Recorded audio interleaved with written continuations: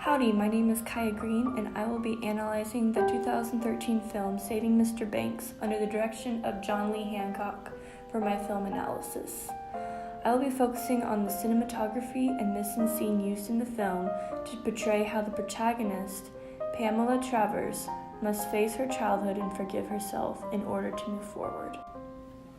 The movie starts out by establishing the anguish Pamela suffers when reminded of her childhood.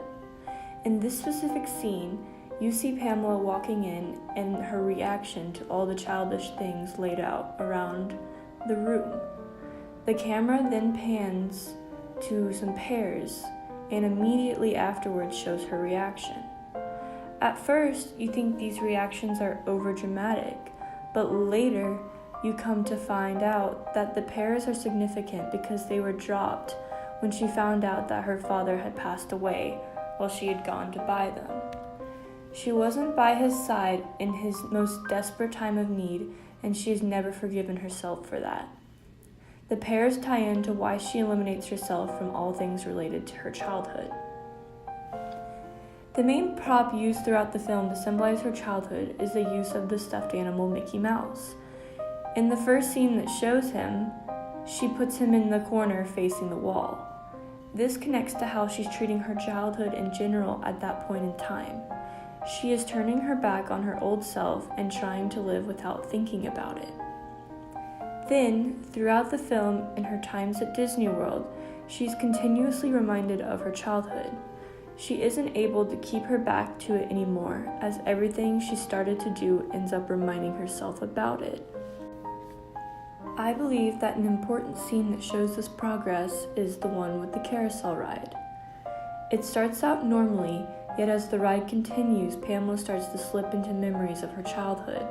The film even uses sound in this scene as a way to connect to the emotions of the audience by making the music get slower and sadder as it resembles her childhood.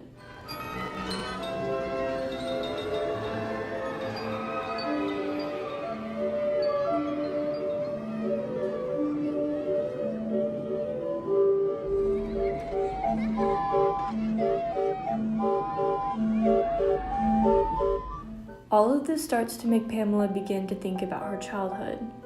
In one scene, she lays in bed and talks about how she's at war with herself. After unsuccessfully trying to look through the medicine for comfort, she ends up turning to Mickey Mouse, the stuffed animal. This is a brilliant scene because it shows how Pamela starts the journey to forgiving herself. Another important scene near the end of the movie is when Walt Disney and Pamela sit down and have a conversation in her living room. Walt gives her the direct message that she's been battling internally her whole life. He asks her if she wants to let it all go and have a life that isn't dictated by the past. Forgiveness, Mrs. Travers. It's what I learned from your books.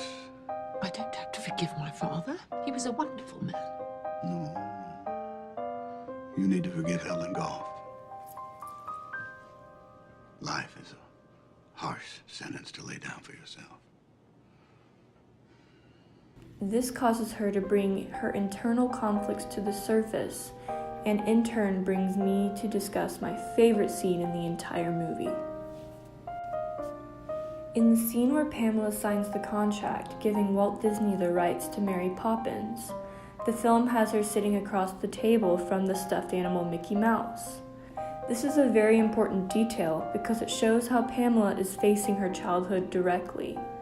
The only way to actually move past something is to confront it face to face, and that's exactly what this scene is showing us. Pamela is finally coming to terms with her childhood and forgiving herself for not being there for her dad in those last moments. The very last scene is an important one because it shows us how now that she has forgiven herself and accepted her childhood, she can be closer to her dad and carry him with her forever. For that was her greatest desire as a child, to never leave his side. Don't leave me. Never. I promise. I will never leave you.